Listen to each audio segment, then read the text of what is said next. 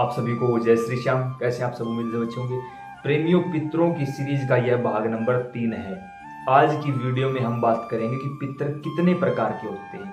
उससे पहले की वीडियो में हमने पितर कौन होते हैं, किसके होते हैं, सारी बातें बता रखी हैं। अगर आपने वो वीडियो नहीं देखी है तो नीचे डिस्क्रिप्शन में लिंक मिल जाएगा, पूरी प्लेलिस्ट को चेक करिए। हमारे पितरों के कुल देवी कुल देवता के आदेशानुसार गुरु महाराज से अनुमति लेकर हम इस सीरीज को आगे बढ़ा रहे हैं। इस सीरीज में सबसे ज़्यादा ज़रूरत है आपके सहयोग की, क्योंकि इस समय लोगों को हद से ज़्यादा लूटा पीटा जा रहा है, लोगों को भ्रमित किया जा रहा है, लोगों को बहकाया जा रहा है। कुछ मुझ जैसे पाखंडियों ने अपनी दुकान खोल ली है कि यहाँ आओ, 5 फेरी लगाओ, 7 फेरी लगाओ, भटकते रहो। नहीं भाई, सिर्फ एक चीज़, अगर आपने अपने घर के पितरों को प्रसन्न कर लिया तो आपको कहीं भटकना नहीं पड़ेगा। कोई आपका कुछ नहीं बिगाड़ सकता, कुछ नहीं उखाड़ सकता। लेकिन आप लोगों को ये बात बताई नहीं जाती। क्यों नहीं बताई जाती? क्योंकि अगर मैंने डायरेक्ट ही कोई चीज़ एक ही बार में आपका समाधान कर दिया तो मेरी तो दुकान बंद हो जाएगी। अब मेरे पास कौन आएगा फिर? तो सारी बातें आपको धीरे धीरे करके बताई जाएंगी। फिर भी अगर आपको कुछ बात समझ में नहीं आती या आपका कोई सवाल रहता तो नीचे डिस्क्रिप्शन बॉक्स में सारी वीडियो मिलेंगी, वो देखिए। फिर भी आपका कोई सवाल है तो कमेंट बॉक्स में आप हमें अपना कमेंट छोड़ सकते हैं, उस कमेंट के ऊपर हम वीडियो बना देंगे। तो आज बात करते हैं कि पितृ कितने प्रकार के होते हैं। पितृ 4 प्रकार के होते हैं। सबसे पहले पितृएश्वर, यानी पितृ प्लस ईश्वर, पितृेश्वर, जो भगवान के समान पूजनीय होते हैं। जिन व्यक्तियों ने अपनी उम्र पूरी जी ली है, जो भगवान ने निश्चित किया था कि अब 80, 90, 100 वर्ष की उम्र में आप मरोगे, पूरी उम्र जीने के बाद, और जिनके कर्म बहुत ही ज़्यादा अच्छे थे, वो डायरेक्ट पितरलोक पहुंच जाते हैं। उनको आपकी और हमारी ज़रूरत नहीं है, किसी प्रकार की सेवा की ज़रूरत नहीं है। वो डायरेक्ट पितरलोक पहुंचकर पितरेश्वर का दर्जा प्राप्त कर लेते हैं। वो हमारे सबसे अच्छे और सच्चे पितर होते हैं। उन्हें आप पूजो ना पूजो, फिर भी वो आपकी सेवा करते हैं, आपकी सहायता करते हैं, आपको अलग अलग चीज़ों से सावधान करते हैं। आप सभी ने देखा होगा कि आप लोग बाइक से जा रहे हो, एक्सीडेंट हो चुका है, बाइक में कुछ भी नहीं बचता लेकिन आपको कुछ नहीं होता, या हल्की फुल्की चोट से आप बच जाते हो। कई बार प्रेमियों को लगता है कि हमें पीछे से किसी ने खींच लिया अचानक और हम बच गए।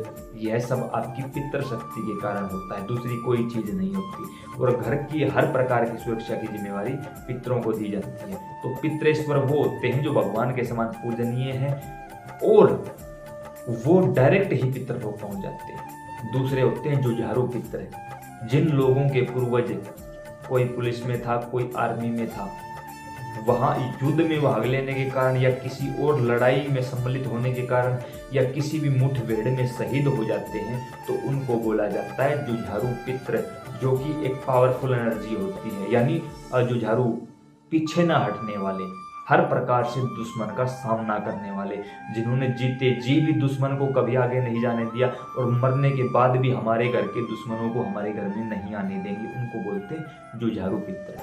तीसरे होते हैं ऊत पितर, जो कि किसी प्रकार से आत्महत्या कर लेते हैं या अनमैरिड मर जाते हैं, या जिनकी शादी तो हुई है लेकिन जिनको या तो बच्चे नहीं हुए या फिर लड़कियां ही हुई हैं, लड़का नहीं हुआ, तो वो ऊत पितर की श्रेणी में जाते हैं। उनको ऊत कहा जाता है। एक ऊत 100 भूतों के बराबर होता है। एक ऊत के अंदर बहुत ही शक्तिशाली एनर्जी होती है। अब हमें पता ही नहीं होता कि हमारे घर का कोई ऊत पितर भी है और हम भटकते रहते हैं चौकी पर, किसी भी मंदिरों में, तो अब वहाँ सुनवाई कैसे होगी? अगर आपके अंदर कोई भूत प्रेत है तो उसको कोई भक्त तांत्रिक ओझा सुखा उतार भी देगा, कोई चक्कर नहीं। लेकिन जब आपके शरीर पर या आपके घर में आपका ही कोई घर का पूर्वज या कोई ऊत पितर बैठ गया है, आप उसके लिए कुछ नहीं करते, खाना पानी नहीं निकालते, वो आपको परेशान करता है, तो कोई भक्त उस चीज को नहीं उठा सकता। उसके लिए आपको पूजा करके उसको शुद्ध करना होगा।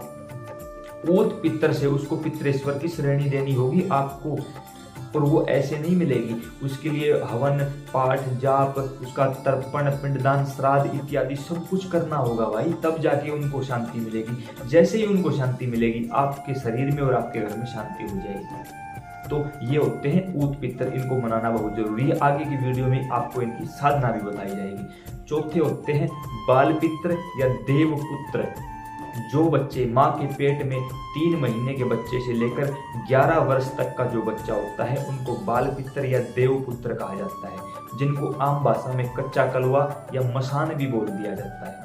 ये मोस्ट पावरफुल एनर्जी जो कोई है ना, तो वो ये है। क्यों है? क्योंकि सबसे पहले तो जो बच्चा 14 वर्ष तक के बच्चे पर वैसे भी माया का प्रभाव नहीं होता, कोई उसको पुण्य नहीं मिलता, कोई उसको पाप नहीं लगता, वो निष्पाप होता है वो बच्चा। तो अभी तक पहली बात तो ये निष्पाप है, दूसरी बात इन्होंने अपनी शक्ति को खर्च नहीं किया है, तो इनकी अंदर सबसे ज्यादा शक्ति होती है और उसी शक्ति के बल पे ये कुछ भी करने के लिए तैयार भी रहते हैं और कर भी सकते हैं। कुछ लोगों को आपने देखा होगा कि कुछ शमशान के आसपास तांत्रिक इत्यादि घूमते रहते हैं। अब छोटे बच्चों को जलाया नहीं जाता, उन्हें जमीन के अंदर दफनाया जाता है। तो तांत्रिक वगैरह क्या कर लेते हैं, जो गलत प्रवृत्ति के लोग हैं उनको निकालते हैं और उनको सिद्ध कर लेते हैं और फिर उनसे गलत कार्य करवाते हैं। किसी के घर गलत तरीके से भेज दिया, किसी का ये करवा दिया, वो करवा दिया, पुच्छा लेने के लिए इस्तेमाल करने लगते हैं। इन सारी चीज़ों में उन चीज़ों को चलाने लगते हैं। तो ये सबसे पावरफुल एनर्जी है। अगर आपके घर में भी कोई ऐसा बच्चा है जो गुजर चुका है तो उसको आप प्रसन्न कर लीजिए। इनको कैसे प्रसन्न करना है आगे बताया जाएगा आगे की वीडियो में। अगर आपने इनको प्रसन्न कर लिया तो यकीन मानिए कुछ भी करने में सक्षम है ये। कुछ भी, जो कोई भी काम आपको इनको बोलोगे ना वही काम आपका कर देंगे, जो कुछ भी बोलोगे वही लाकर आपके पास रख देंगे। अब इसका कोई गलत अर्थ ना निकाले कि पैसा ला देंगे, ये कर देंगे, वो कर देंगे, नहीं, ऐसा नहीं होता भाई। ये आपको आगे बढ़ने के लिए प्रेरित करेंगे। इतनी शक्तिशाली चीज है ये कि किसी भी बुरी चीज को आपके घर में नहीं घुसने देंगे। हर प्रकार से आपकी व आपके घर की सुरक्षा की जिम्मेदारी इनकी हो जाएगी। लेकिन इनको आपको प्रसन्न करना पड़ेगा, इनको आपको पहचानना पड़ेगा, अलग अलग चौकियों पर जाने से बचना पड़ेगा। क्यों? क्योंकि सभी एक जैसे नहीं होते भाई। कुछ मेरे जैसे पाखंडी लोग भी बैठे हैं जो अगर आप जाओगे तो आपको तो पता ही नहीं आपके साथ कौन सी शक्ति है, वो आपकी शक्ति को उतार लेते हैं, आपको पता ही नहीं लगता। आपके पितरों का बंधन कर देते हैं, आपको पता ही नहीं लगता। आपने अपने पितरों की घर में पूजा नहीं की, आपने उनको इज्जत मान सम्मान, उनका जल भोजन उनको नहीं दिया, तो कमजोर हुए बैठे हैं। और जब पितर कमजोर है तो कोई बाहरी शक्ति आक्रमण करेगी। आक्रमण करते ही जब उसको उसका घर का दरवाजा खुला हुआ मिलेगा तो वो तो बेरोक तो अंदर बाहर होती रहेगी भाई। तो ऐसे में हम सभी को सारी चीजें एक साइड करके अपने पितरों के ऊपर फोकस करना बहुत जरूरी है, ताकि हम अपनी और अपने घर की सुरक्षा कर सकें, आने वाली पीढ़ी को कुछ ना कुछ दे सकें, ताकि वो हमें गालियां ना दे। आने वाली पीढ़ी को हमें बताना होगा कि कैसे क्या कुछ करना है, ताकि हमारे मरने के बाद वो सब कुछ भी हमारे लिए कर दे और हमें यहाँ भूत प्रेत बन के भटकना ना पड़े। तो ये 4 प्रकार के पितर हैं। आपको समझ आई होगी जानकारी। फिर भी अगर कोई बात समझ में नहीं आती तो नीचे कमेंट बॉक्स में आप कमेंट करके जो कोई भी आपका सवाल है आप सवाल पूछ सकते हैं। पूरी कोशिश की जाएगी या तो उस टॉपिक पर वीडियो बना दी जाए या फिर आपको आपके सवाल का जवाब दे दिया जाए। जय श्री श्याम।